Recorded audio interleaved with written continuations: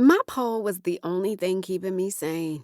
It might have sounded crazy to someone who didn't understand what I'd been through in the past week and change, but I was eternally grateful for the chrome coated dancing pole and the semi ratchet music blasting through the speakers at the studio, since it gave me the perfect distraction from the disaster that was the rest of my life.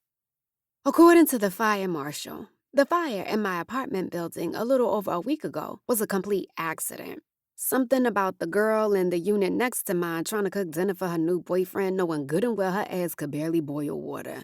But even if it was an accident, that still didn't make it any less painful for me to deal with, since so much of what I owned had been turned to ash, thanks to non cooking Nancy, culinary incompetent Cassie, Top Chef reject Tanya, stick to takeout Starla. That was her real name. Starla, an Instagram influencer by day and a party host by night, who got me into any VIP section I wanted and hooked me up with all the products different sponsors sent her that she didn't want to use beyond the mandatory promotional post she got paid for, making it a little harder to be mad at her. But they were the same products that had gotten burned up with the rest of my shit, making it easy as hell to be mad at her. To be honest, it still didn't even seem real.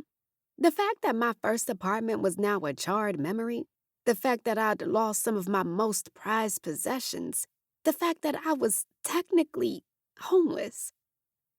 And even though I had a free place to lay my head tonight, I knew sleep wouldn't come easily, since that place was in Building 402, on the couch of Montgomery Bevan Jordan.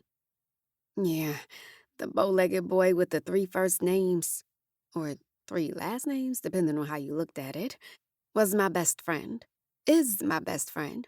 But for whatever reason, things had gotten weird between us lately. Actually, I knew the reason. It was because I had gotten a little jealous over something I shouldn't have even cared about. And there was nothing I could do about it, since doing something about it meant running the risk of ruining our friendship. Obviously, staying at his place wasn't in the plans. But now, thanks to Stay Your Ass Out the Kitchen, Starla, I really didn't have a choice, since Monty was the only one to come through for me once my emergency fund ran dry, after only a week of 4.5-star hotel stays. Yes, even in a crisis, I still had standards. When I called him, after calling everyone else I knew, he made it sound like a no-brainer for me to stay with him for however long I needed to. In fact, his supportive demeanor almost made me forget about the argument we were still recovering from, which is why his place was my last resort to begin with. But after blowing through my options of distant family members, associates, and everyone in between, I had to swallow my pride and go to Building 402, which was damn near like my second home before Monty and I got into it.